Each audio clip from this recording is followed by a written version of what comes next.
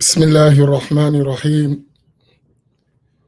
الحمد لله رب العالمين، أفضل الصلاة وأتم التسليم على سيدنا محمد وعلى آله وصحبه أجمعين. اللهم علمنا ما ينفعنا وانفعنا بما علمتنا وزدنا علما. اللهم لا سهل إلا ما جعلته سهلا وأنت تجعل الحزن إذا شئت سهلا. سبحانك لا علم لنا إلا ما علمتنا إنك أنت العليم الحكيم.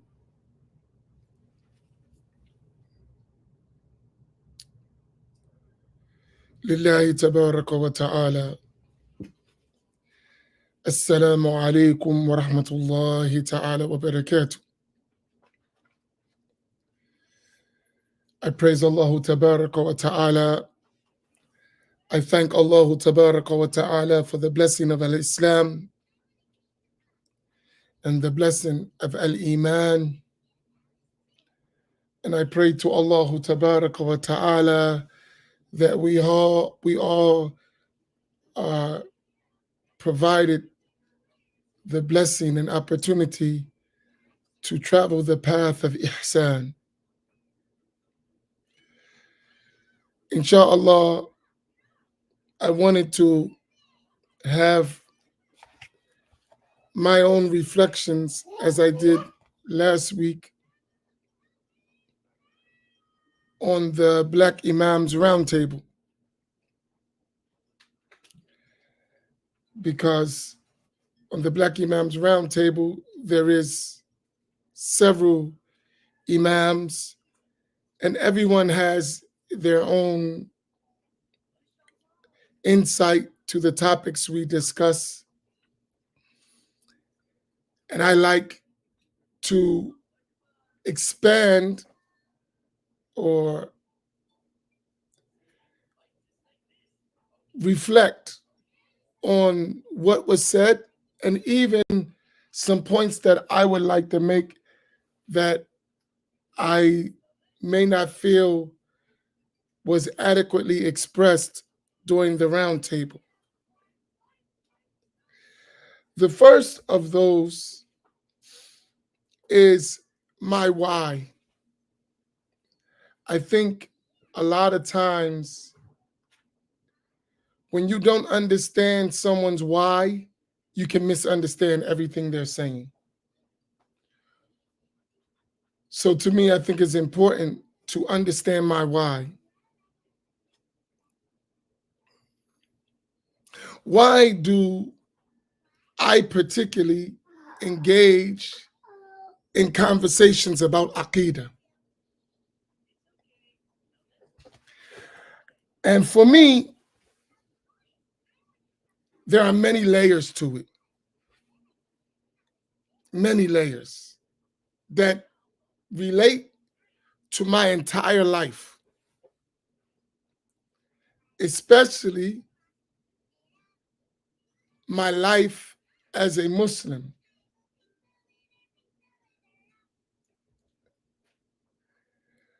I realized something, and I mentioned it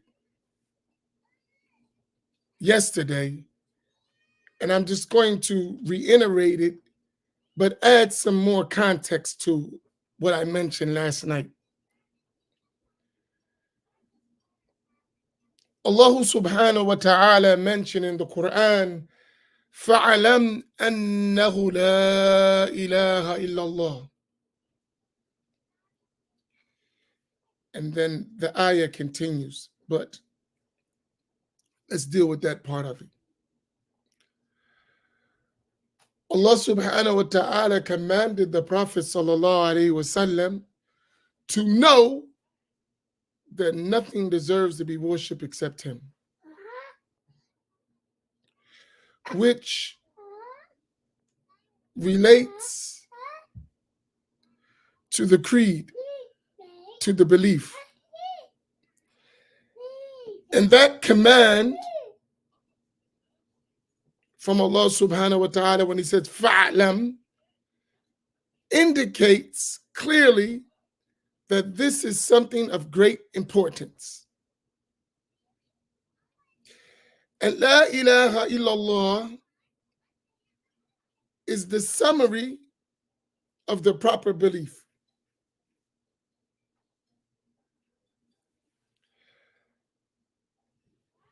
And it contains meanings. When we say la ilaha illallah, it means something. When we say Muhammad or Rasulullah sallallahu alaihi wasallam, it means something. So that is a brief testimony of faith that entails details that must be understood when one says that. Let me give you a clear example. So you know I like to engage you. If someone said, La ilaha illallah, Muhammadur Rasulullah, if someone said, La ilaha illallah, Muhammadur Rasulullah, but they believe that Allah was the son and Muhammad was the guy down the street, would they be Muslim based on that? That's a question.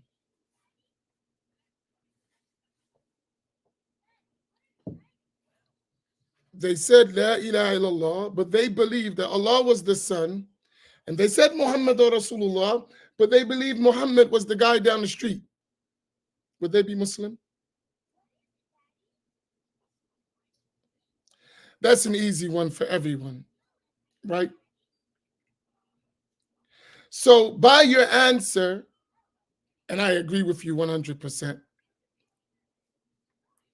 just saying La ilaha illallah, Muhammad Rasulullah sallallahu alaihi wasallam, without knowing what is meant by that, is not sufficient for belief, for the proper belief.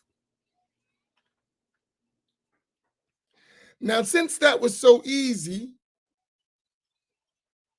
and no one hesitated to say no, such a person is not a Muslim, where it gets touchy is when the person who says that same statement and has same beliefs that contradict Islam, but those vile beliefs have become popular.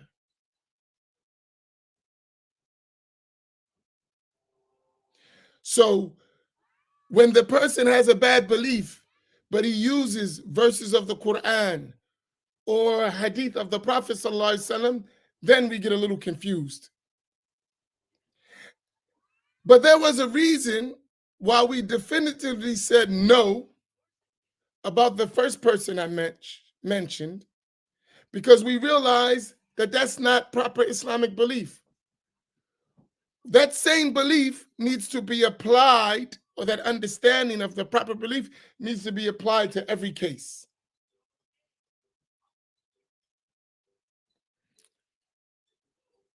That is an issue.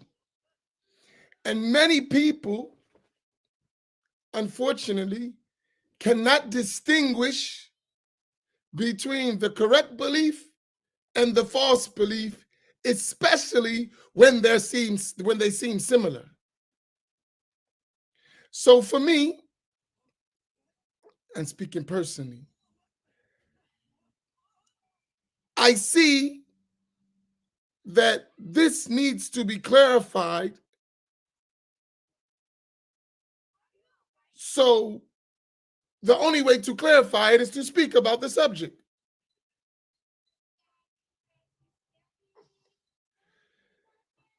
I'm going to ask you, if someone believes that Allah exists without a place, and someone believes that Allah is confined to a direction or a place in a location, are those beliefs the same in your mind? I want, for as we're talking, do you see that these are two different beliefs? Is that clear to everyone? Is it clear that these two things are different? Okay. So there are people who are teaching in the name of Islam that Allah subhanahu wa ta'ala is in a place. And there are people who are teaching in the name of Allah subhanahu wa ta'ala, in the name of Islam, that Allah subhanahu wa ta'ala exists without a place. These are diametrically opposed. One of them is wrong.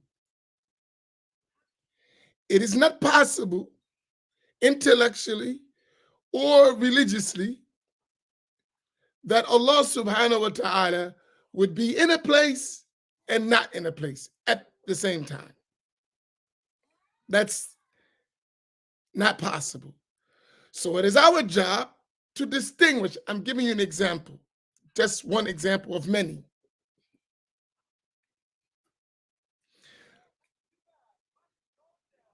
So it is our job to distinguish these things. Does Allah subhanahu wa ta'ala have bodily attributes or he does not? The belief in Islam is that he does not. So if someone gives attributes to Allah that entail bodies, then this is invalid Islamic belief. Y'all follow me?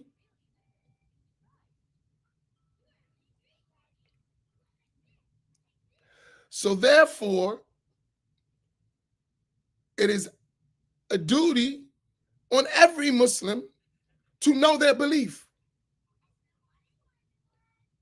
What am I supposed to believe in Islam and why? This is simple. Now, when it's laid out that clearly, as they say, things are known by their opposites. It's easy to distinguish. But now, when that is covered by Quranic verses, hadith proofs, statements of the Salaf that are misunderstood, then that can create confusion. It could develop into a confusing state where a person is not able to distinguish. And especially when that becomes widespread and the norm. And in that environment, if someone doesn't explain the correct belief, we could very well end up misguided in the name of Islam. And to me personally, that is a horrific thought to have or reality to face. So from my side, I see as long as these issues exist, we must explain. That is my biggest why.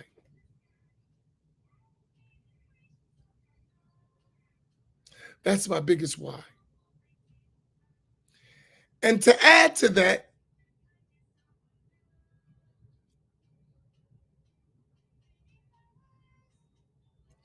when there is a diligent push to spread inaccurate information about the core of Islamic belief, the one who knows that, how can they remain silent? I don't see it.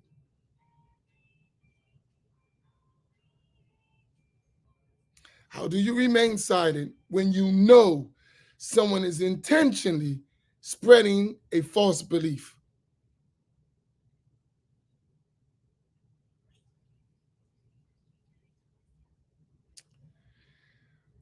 Add to that,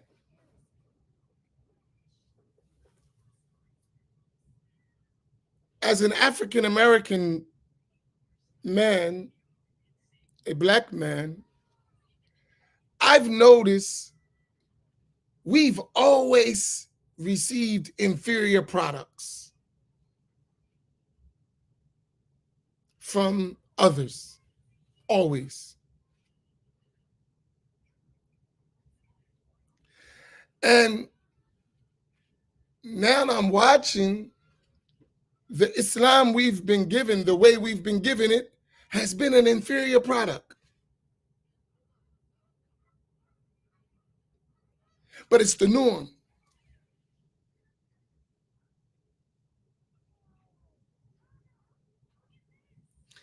And not only that, we don't even realize we're getting an inferior product in general.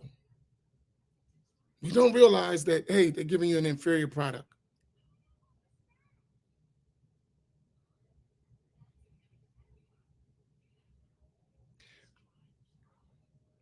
I'll give you an example. And I always have to be careful because I have friends. Or Imam Amin calls sometimes your friends frenemies. Enemies in the form of friends. They don't really like you that much. But for some odd reason, they stick around.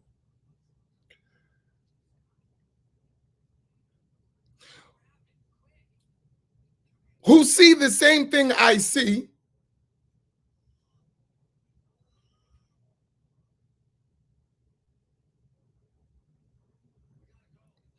but remain silent and sometimes defend the person who's spreading bad belief while criticizing the one who is spreading correct belief. That is like baffling to me. Let me repeat that. Sometimes they would defend the one who is intentionally spreading bad beliefs and criticize the one who is spreading correct belief that they believe. That's confusing to me. But it happens. So with that, I need to be careful how I word things.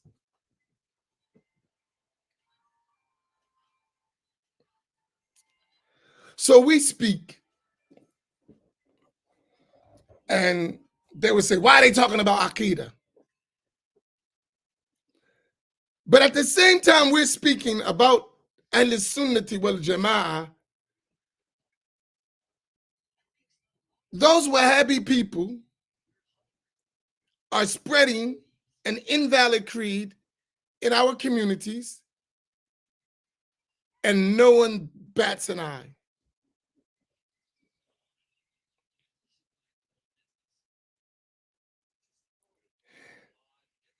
They say we're not Wahhabi.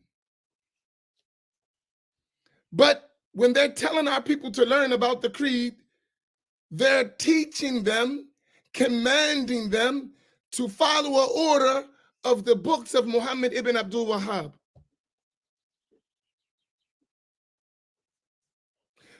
First, you read his 3 principles. Then you read his 4 principles. Then you read Clearing Up the Confusion, another book. Then you read his book on so-called divine oneness. Then you read the books of Ibn Taymiyyah. And then you read these books, the book, or before that, the books of his grandchildren. All Wahhabi books. From the founder of the Wahhabi movement. But no one says anything. Man, they getting it. They on it. Huh? He just told the people to read a bunch of Wahhabi books. And you don't say anything? But if we tell them to be Ash'ari or Maturidi, we're the biggest criminals walking the face of the earth. And you're supposed to be Sunni. Make it make sense to me.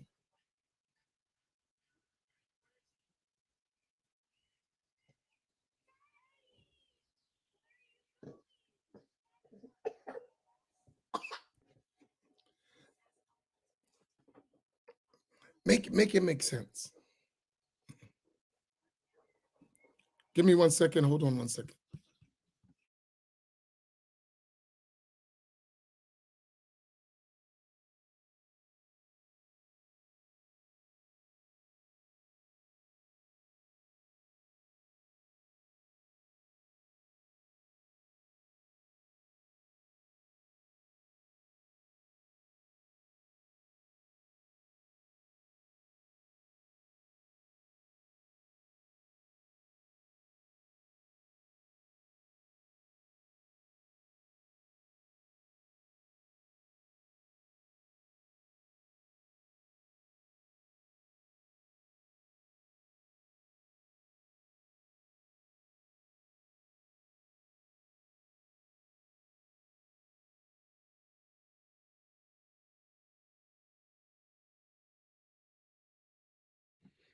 Sorry. So, um, when I see that, it puzzles me. And what I always come to have the best opinion I can, that such a person doesn't understand the importance of the creed, does not understand. I don't say that a person is bad. I'd say they don't understand. Obviously, you don't understand the importance of the creed. Because what you believe is in direct contradiction to what those people are spreading. And so, how could you remain silent in the face of that? Right? And you know that many of our people do not have access to traditional Islamic knowledge. And that's another topic for another time, the why for that one. But in, in reality, that's what's happening. So why wouldn't we explain? Why wouldn't we explain to the people the creed of Ahl Sunnati wal Jama'ah? I'll give you an example. How many of you have read a book of Imam Nawawi and you like it and you read it and you rely upon it? That's a question. Any book or more than one book. How many of you read the books of Imam Nawawi and really take your Islam from his works?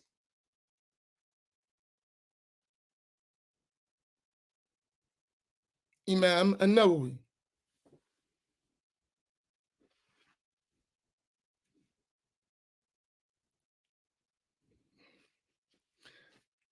You know I like to engage with you, so please engage me. It's very important when we engage. So we see all these yes and me and I, right? All of you who did that, did you realize, did you know that Imam Nawawi was an Ash'ari? Did you know that? That Imam Nawawi had the very same belief that we talk about on the Black Imams Roundtable and that I talk about in the mornings whenever I have my classes. Did you know that?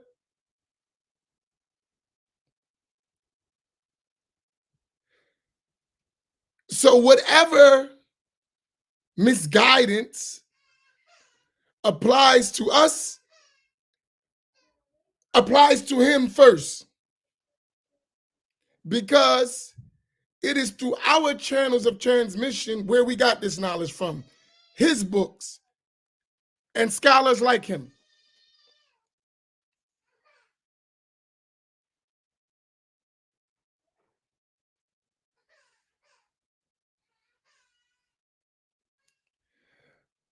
And the weirdest thing, I will never forget that someone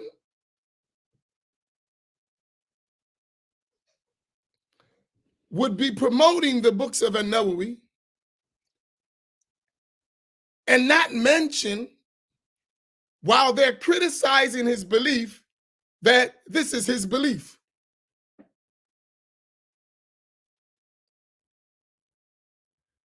Likewise, Al-Hafidh ibn Hajar al-Asqalani, he was an Ash'ari.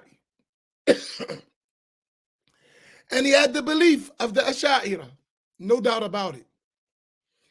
His students and his teachers were all Ash'aris. And when I mean the main teachers. And their beliefs are documented in their books. The very thing that they claim that is bid'ah in belief and misguidance in the way of the Salaf, those great Imams conveyed those beliefs.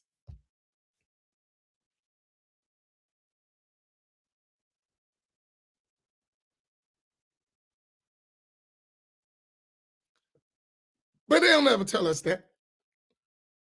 But their scholars, not the scholars of Islam, they're scholars of their madhab, tell them that Imam al-Nawawi and Ibn Hajar al-Asqalani, Al-Hafiz Ibn Hajar al-Asqalani, may Allah be pleased with both of them, they were misguided in the creed, but they did good work in hadith. So, we can't take them as imams in Aqidah, but, everything else. We rely on their books. And to me, I ask a question when I hear that. We read in the Quran, فَعْلَمْ أَنَّهُ لَا إِلَهَ إِلَّا اللَّهِ. Know that no one deserves to be worshipped except Allah. And we read from the hadith of the Prophet ﷺ when he was asked which deed is the best, he said, Al-imanu billahi wa rasulih, the having the correct belief in Allah and His Messenger.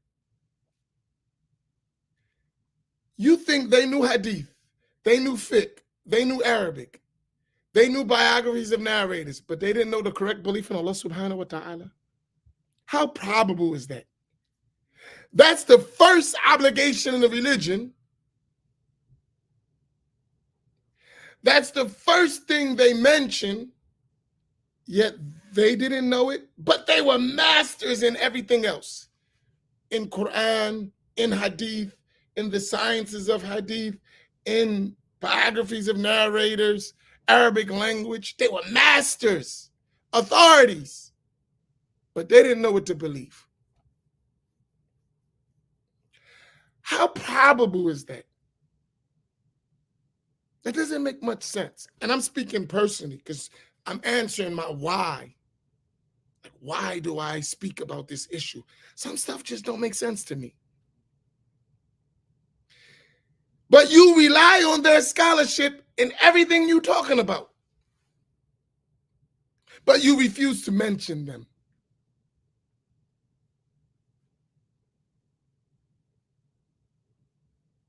It's kind of weird when you think about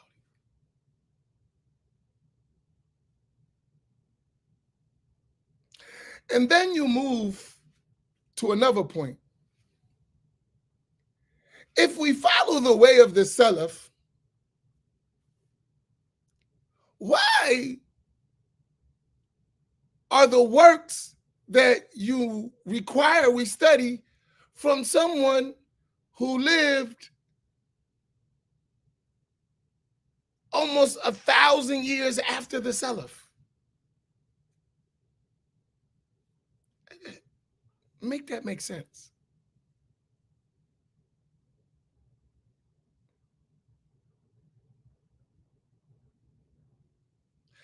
Because if it's the way of the Salaf, why are we reading books and relying upon books and our whole doctrine based on books from people who are not from the Salaf? Tell me how that makes sense. Last time I checked, Muhammad ibn Abdul Wahhab died in the beginning of the 13th century.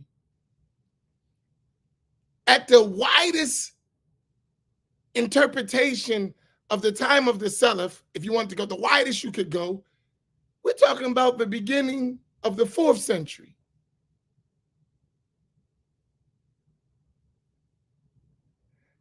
So at the widest time you can give, that's like 900 years. And if you take it away to a strict definition of the Salaf, you're talking about the beginning of the 3rd century. So you're talking about 1,000 years. Why is mandatory reading of his books?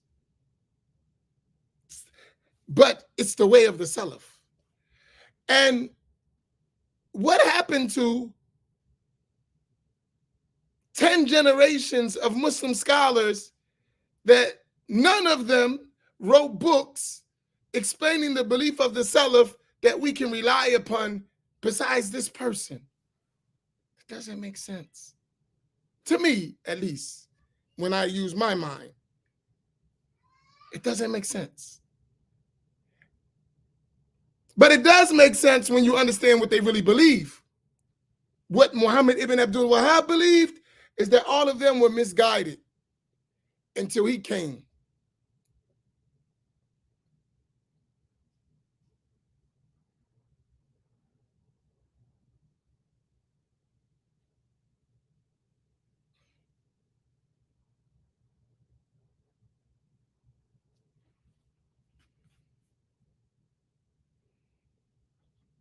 So for me, these are issues that are of great concern. And when we study, we see that this is problematic, which means that we should clarify.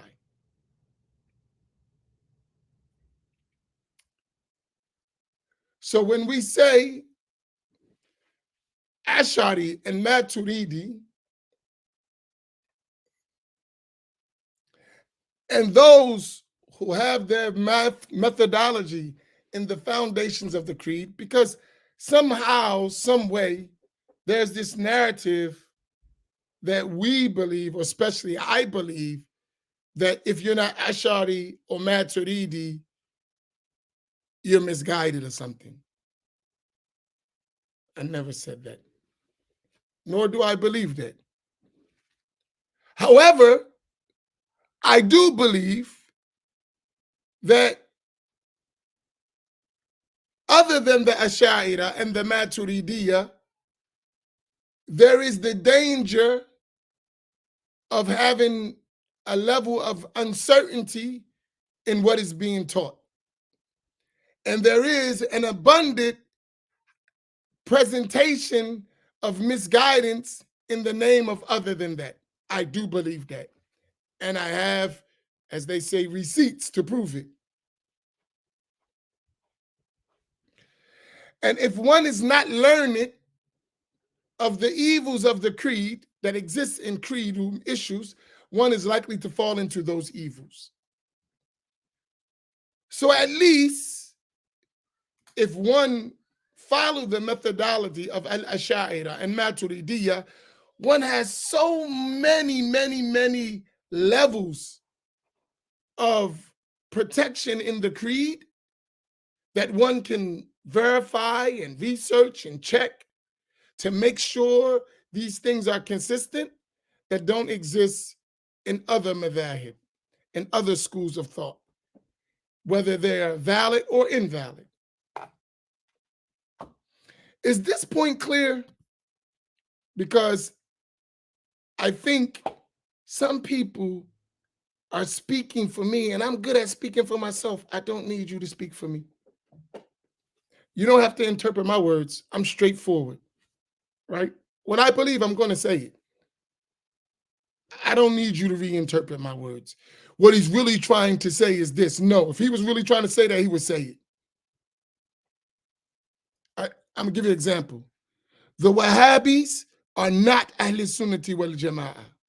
And when I say Wahhabi, I mean anyone who follows the creed and methodology of Muhammad ibn Abdul Wahhab, even if they don't call themselves Wahhabi.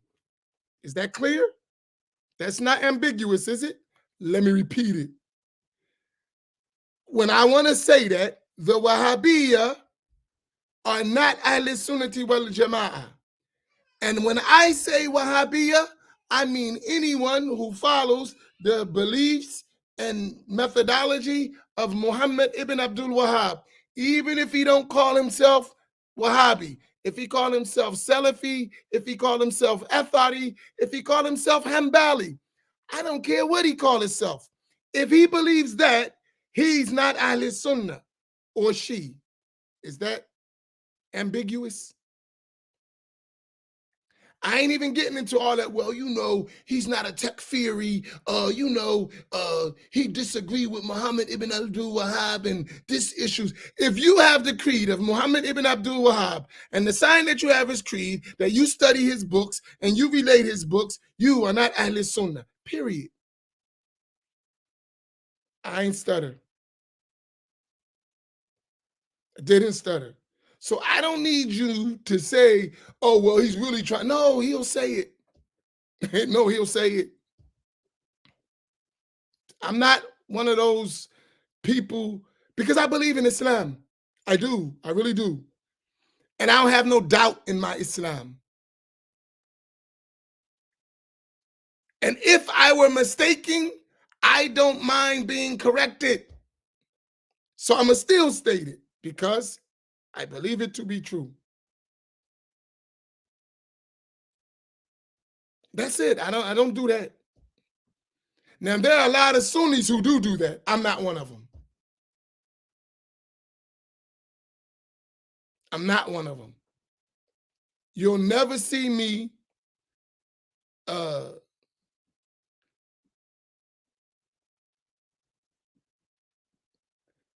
dancing with Wahhabis, acting like I don't know they Wahhabis. You will never see me doing that. If I do something with a Wahhabi, it has nothing to do with the creed. And that's probably why I usually don't do anything, because I insist that if we do anything together, we clarify this issue of the creed. At least that people know we don't agree in creed. I don't do that. No. No. So you're not going to see me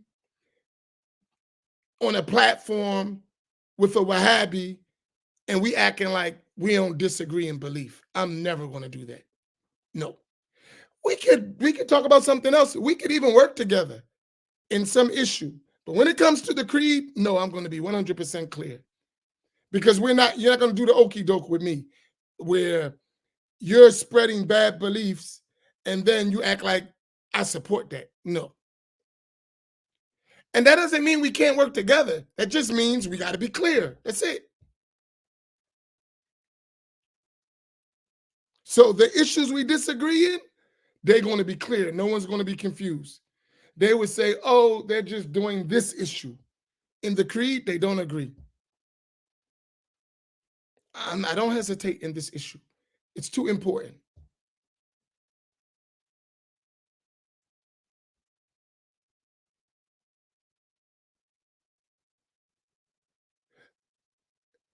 So that's why we talk about the creed. So even when we talk about Hanabila, I don't have nothing to do with the real true against the real Hanabila. I believe there are real Hanabila. I believe that 100%.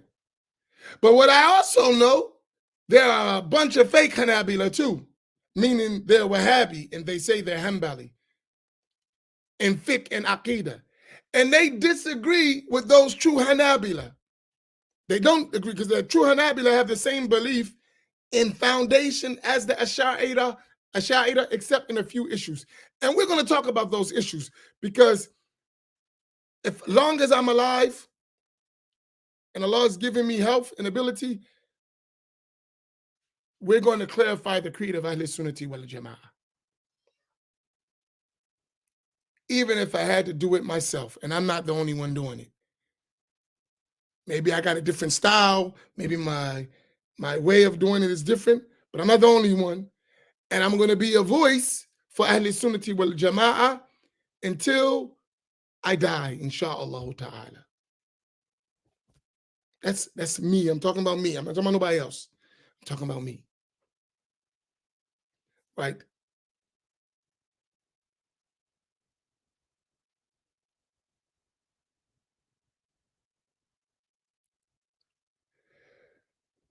So if you read their books, you'll see that you got to figure out who's the correct Hanbalis. That's just not a given. The books they're teaching, Wahhabis are teaching those books and spreading them in their name. And they don't even mention to the public that there is a different Hanbali. with different beliefs. They don't even mention that stuff. So when they're teaching the Hanbali books, the books of Imam Ahmed and the Hanbali Creed, that's Wahhabi stuff. They're not going to tell you, hey, there are Hanbalis who totally disagree with this stuff. They're not going to tell you that. If you don't know, well, you're going to get tricked.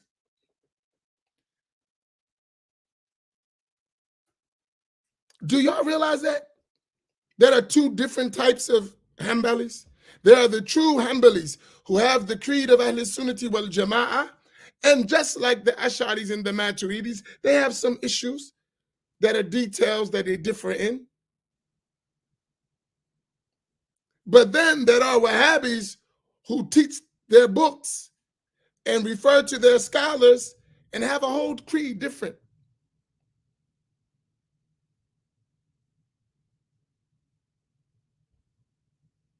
Okay, I'm going to come back and answer some of your questions quickly. But do y'all realize that? There's two different things. There are Hanbalis that, for our information, were primarily in Damascus. And there were others in Arabia who disagreed with the Hanbali Najdi Wahhabis. So let me put this. Hanbali Najdi Wahhabi versus the Hanbalis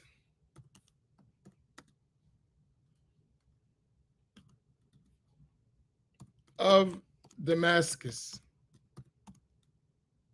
and those who have their same creed.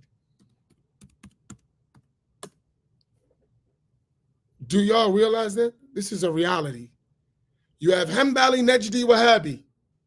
They're the followers of Muhammad ibn Abdul Wahhab. In fiqh, they were Hanbali, and they say their creed is Hanbali. They are different from the Hanbalis of Damascus and those from other places who had the same creed as those Hanbalis in Damascus. You're aware of this or no? How many of you were aware of this?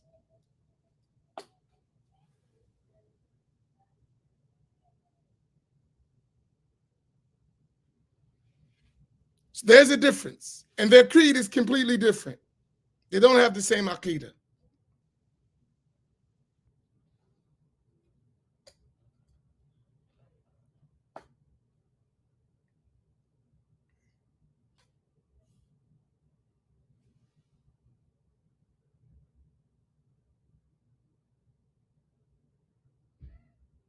So when you hear Hanbali, which Hanbali are you talking about? Right? Which Hanbali are you talking about? If you're talking about the Hanbalis of Damascus, they always had a good relationship in general with the Ash'aris and Maturidis, and they counted each other as the same creed in general.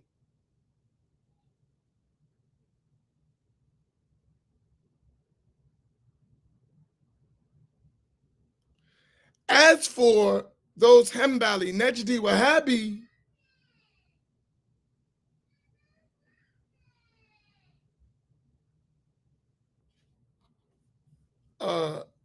people, they're not the same. And both the Hanbalis of Damascus and the Ash'aris and the Maturidis refuted those ideas in their books and explained their misguidances. Now, here's my point. If you read the books of those Hanbalis of Damascus and those who had their same creed, it's clear that they don't agree with the Wahhabi stuff, right? But if no one tells us that, how are we going to know? So if we don't make that abundantly clear, how would we know? When the Hanbalis that we are confronted with on a daily basis are the Hanbali Najdi Wahhabi people, the followers of Muhammad ibn Abdul Wahhab. That's who we're faced with on a regular basis. I'm just talking about for clarity. It's not a debate. It's not an argument. It's either a fact or not a fact. Now, we can debate after we establish that that's a fact, which one is right or wrong. That's enough. That's an entirely different discussion. But that's a fact. They don't believe the same thing at all. And those Hanbalis of Damascus in the past, and some of them exist today, and those who live in the other places, they explicitly mention that we don't have the Wahhabi creed. But who's telling us that? While those Hanbalis that you say you don't have their creed are filling up our neighborhoods in the internet, and you're quiet or not loud enough. Let's say that. I don't say you're quiet. Not loud enough. This is a problem.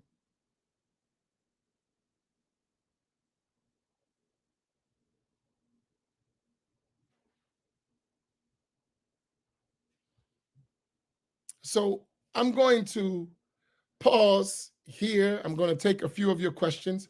Listen, this is not a debate, because some people, they want to debate to avoid a discussion. Let's have a discussion.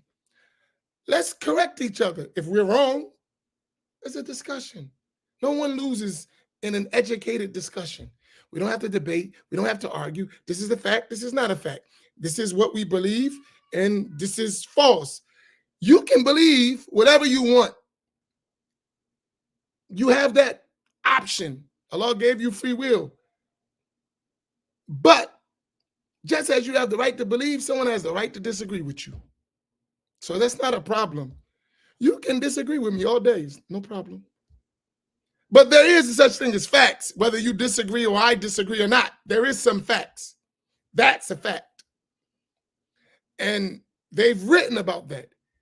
They explicitly mentioned it. Those Hanbali Najdi Wahhabis don't accept the Hanbalis of Damascus. They say they had errors in their belief. And those Hanbalis of Damascus and those who follow don't accept Muhammad ibn Abdul Wahhab, and they said he had a bad belief. That's true. Now the issue is which one is reaching us and which one is correct. We have to figure that one out.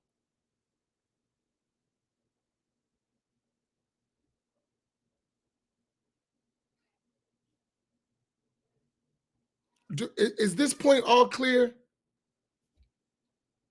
for everyone?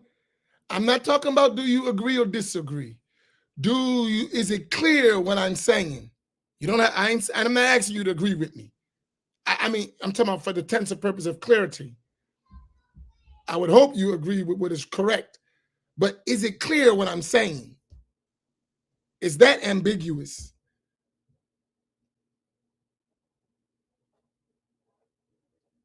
And if it's not clear, I will clarify more. So someone say it's not clear to me. I don't know what you're talking about. Don't say I don't agree with you and that's my issue. I'm not asking you if you agree. I'm asking you, was my presentation clear? Did I say and you understood exactly what I was saying? That's what I'm asking.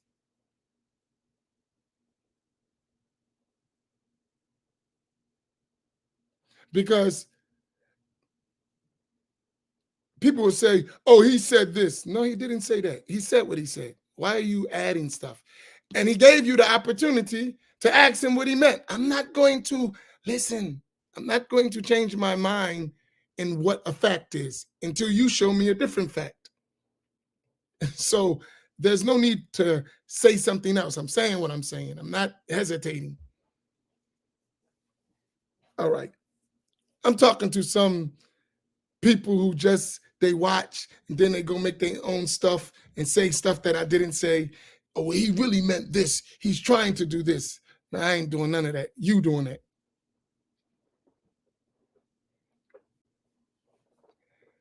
Now, the issue of right and wrong, that's another discussion. Do you agree with the position of the Hanbali Najdi Wahhabis, or you agree with the Hanbalis of Damascus? That's an entirely different discussion, right?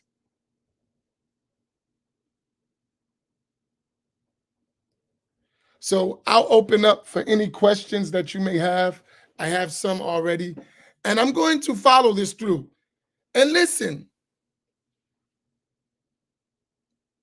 someone may want us to talk about something else. You talk about something else. If that's important to you, go talk about it. To me, this is important. That's why I'm talking about it. That doesn't negate other things are important, but to me, what is happening in my community and in my people, this is important.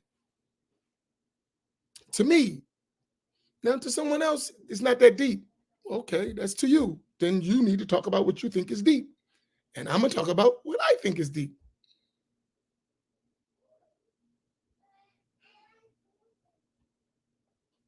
I'm not interested in the other stuff. I'm not saying it important. That ain't my problem, right? And I'm not belittling someone else's concern. That's your concern. Talk about it. You can do the same thing I'm doing and talk about your issue. That's your issue. But don't come to me and tell me what I should be talking about. What should be important to me? No, what's important to me is what's important to me. That's important to you. You go talk about it. All right. I said my piece. Okay. Let me get these questions quickly. To be fair, as we should, the books of Hadith came century after the Salaf, and even more so, our blessed Nabi Sallallahu Alaihi Wasallam. Correct, respectfully. Incorrect, respectfully. Totally wrong. The books of Hadith were collected in the time of the Salaf.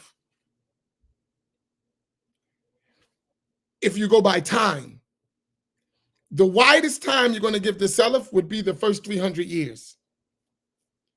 And this is based on the hadith of the Prophet sallallahu alaihi wasallam, "Khairun nasi qarni, thumma alladhina yalunahum, thumma alladhina yalunahum." Right? That the best generation is my generation, and those who came after them, and those who came after them, those who follow them, and those who follow them. If you take generation, the scholars said that can mean 100 years. So that would mean the first 300 years. If you took a strict definition, it would be those who lived up to 220 years of Hijrah.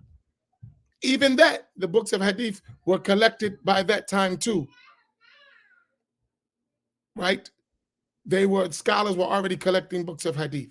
So that was during the time of the Salaf.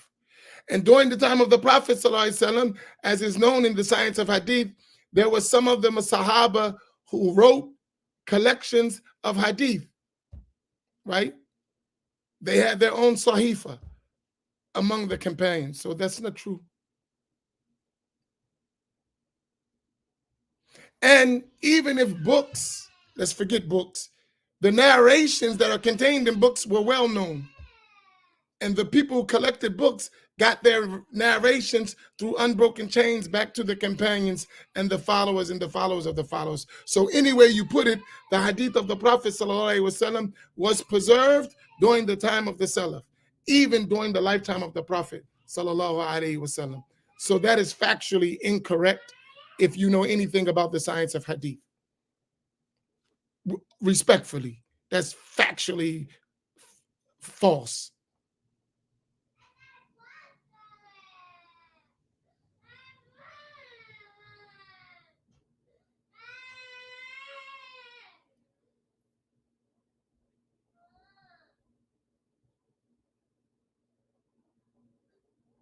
So, Abdulaziz, I'll give you your other question real quick. All of that is connected. This issue can be solved for you by sitting with a teacher and reading any major book in the science of hadith. All of these concerns you have would be clearly clarified. No one, that's why I said no offense. It's just you don't have information. And that's my point. If people don't share it with you, you won't know. But if you read any major book of the science of hadith sciences, any major book with a teacher, because it's in the book, but maybe the teacher may give you more details. If you read any book, that will be solved. This questions you're asking is just a lack of information. That's it. Right? That's it. It has nothing. Respectfully, if you sat down and read a book with a teacher in the science of hadith, you wouldn't say that. You would understand. It's too many books. Any major book, that's what I said. Any major book in the science of hadith, you sat with a teacher, they would explain this to you. So the questioning lets me know you never studied science of hadith with a teacher in an authentic classical way and classical books, because that would have been answered. And so that was my suggestion. And if you want more details, you could privately message me and I'll show you the books and I'll give you the information you need so you could go do it. If you don't trust me, I'll tell you what books to read and show you where these issues are mentioned. I have no problem with that. And no offense taken at all.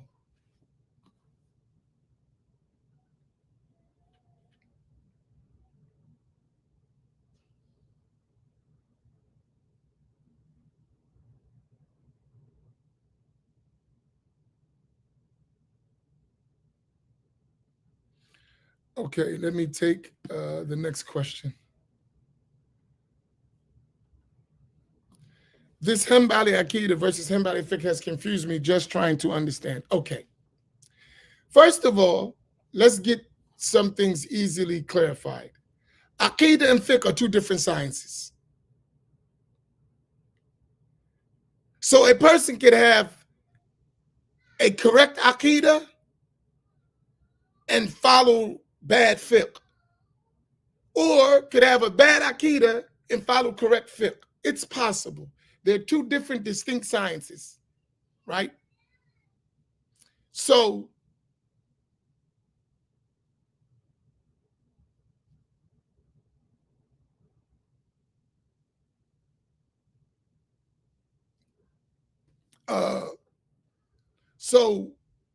Hanbali Aqidah,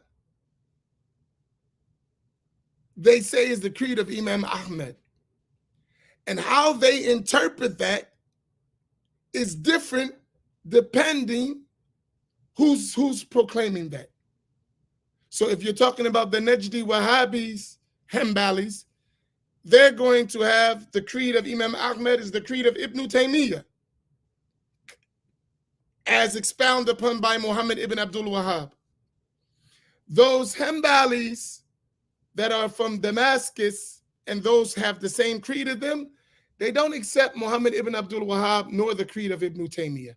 But they don't say that they weren't Hanbali in fiqh. Do y'all follow that? Sister Khadija, is that clear? So they would accept him as a fiqh scholar, but they say he had his own opinions and creed, which don't reflect the creed of the Hanabila.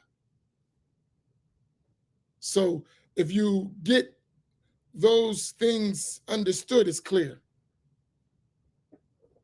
So having an Aqidah and fiqh is two different things. Like, so you could have someone, and we have him. He's Shafi'i in fiqh, but Wahhabi in Aqidah. That's wrong, but it is a reality.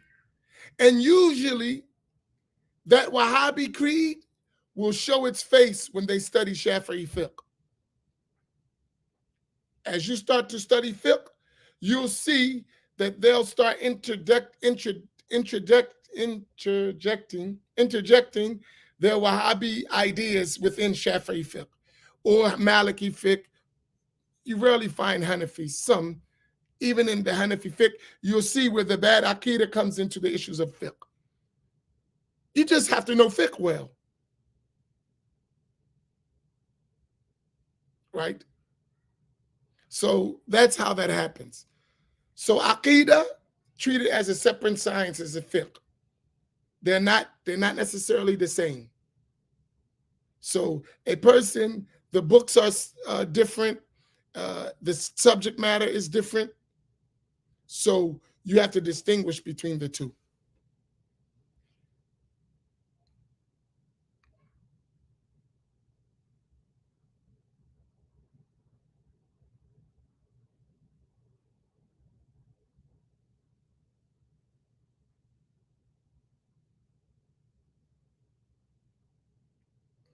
So is that clear, Sister Khadijah? Do you get the point here?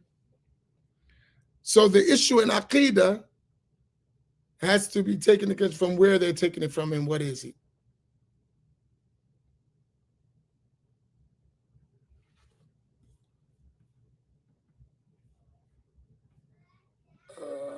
I got to get ready to stop, but let me see. What I don't get is why does the Hanbali school have to be singled out for creed and the Shafi Maliki scholars schools are not? Like why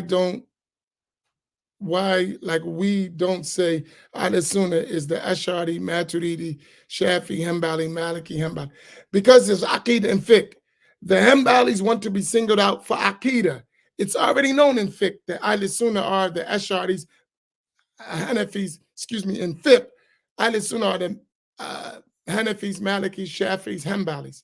In Aqidah, Ahl Sunnah are the Ash'ari and the Maturidi. So all Hanafis mostly are Maturidi. Malikis and Shafis are mostly Ash'ari. And some Hanabila are Ash'ari. But in fiqh, the Hanbali and Ash'ari in creed. But the Hanbalis say they have their own creed in Aqidah that's different from the Ash'aris and the Maturidis. That's why you have it like that. Because Aqidah and fiqh is two different things. And if you want to get down to it basic, it's just certain issues that the Hanabila differ with the Ash'aris and the Maturidis. Mainly Ilm al-Kalam and Ta'wil. That's it. And there are other issues, but these are the main two. Ilm al-Kalam, when and how and if it should be used, and Ta'wil of the attributes of Allah. And that's another discussion. And I don't think there a lot of us, when we convey, we're not honest. No reliable scholar did not, of Ahl Sunnah, whether he was Hanbali, Ash'ari, or Maturidi, did not ever use Ta'wil and did not ever use some parts of Ilm al-Kalam. That's just not true. Now, maybe they didn't use it abundantly. Maybe they preferred other than that. But the fact that they never did it, that's not true. That's like saying the Sahaba never did Ta'wil. That's not true. Was it their main position? No. Did some of them do it? Yes. Did some of the Tabi'in? Yes. Did some of the followers of the Atba' Tabi'in? Yes. That's a fact. It's in the books. It's not like something someone makes up. Open up a book. Like sometimes you just read. It's simple. It's not that complicated. But if someone's trying to deceive you, they don't want you to read. It's in the books. You can't make it up. The books are plain. You can read them. They're available. They're published.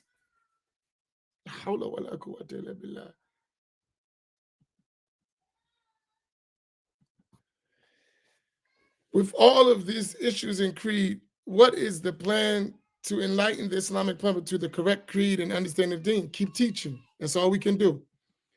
Because just like people are constantly spreading the bad creed, we have to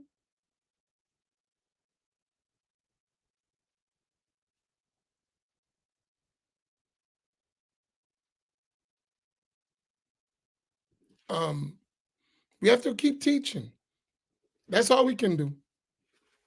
And Allah yahdi man yasha. Allah guides whom He wills.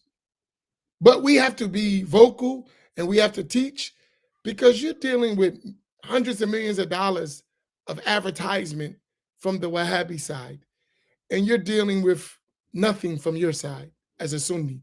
You don't have no money. So your campaign is not going to be well spread because they're funded. You have to just do work because you don't have that funding. We like to be entertained, but we're not going to spend no money on that. We may believe, but we're not going to say, here, I like what y'all doing. Here's a couple $10,000, 20,000, 40,000, 50,000 for just dawah. Nobody's giving us that. Where one Saudi rich man government write a check for 100,000, 1 million, 2 million. We can't compete with that. So all we can do is teach with the limited resources we have until Allah give us more. But that doesn't mean we can't teach. You got to teach. You got to keep spreading. You're not gonna have that kind of bread, as we say in my Imam Fahim. Your bread ain't like that. You got to teach. And you got to be consistent. All right, inshallah, just hold those questions. If Allah gives me the ability, the freedom, I'll come back tomorrow, inshallah, and we'll continue. Because at least if we put the information out, we did our part.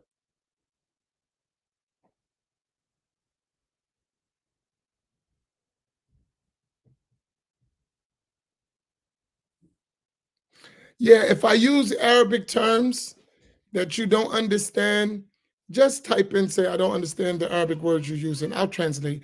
I usually try to translate every time I use Arabic, and I try to limit the use of Arabic. But sometimes for points, you have to use Arabic. But just remind me so that I translate.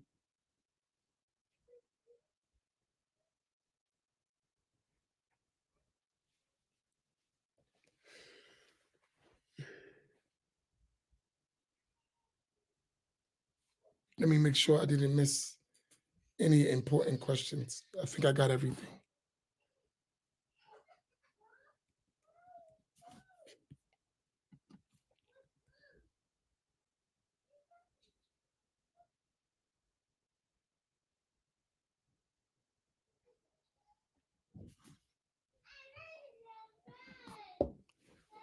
They are not Ahl Sunnah if they have the wrong creed.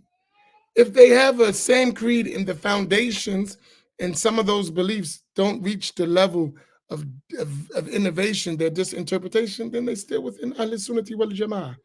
If it reaches the level of vile innovation, then they're not Ahl Sunnah. But it got to be, where's the difference? And that's a whole nother entire discussion. Right? Listen, here's our problem.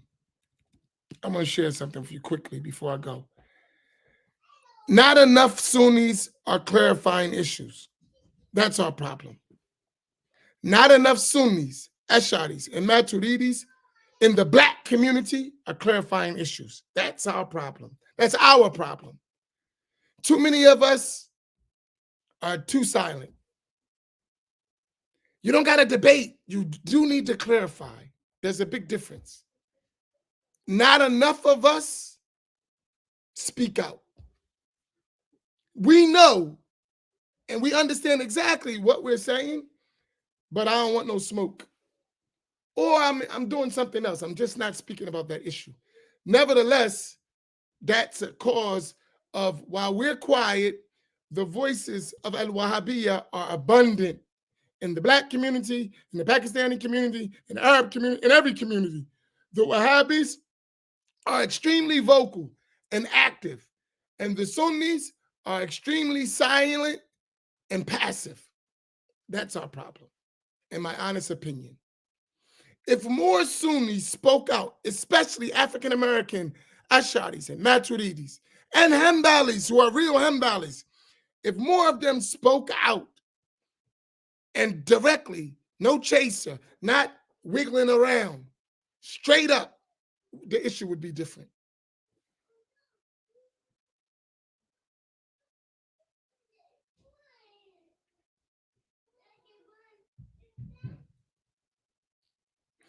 Okay, so this should get the issues cleared. And if anyone had a more particular needed clarification, you can inbox me. I'm not saying I'm going to be able to go into long, big, drawn out detail, but if you have a question, if I don't answer you directly, I'll get it.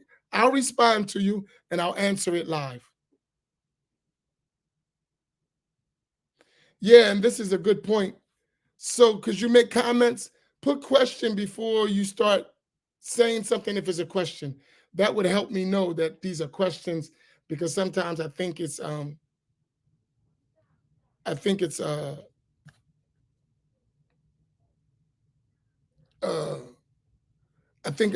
some things are questions and they're just y'all talking, and I don't know that.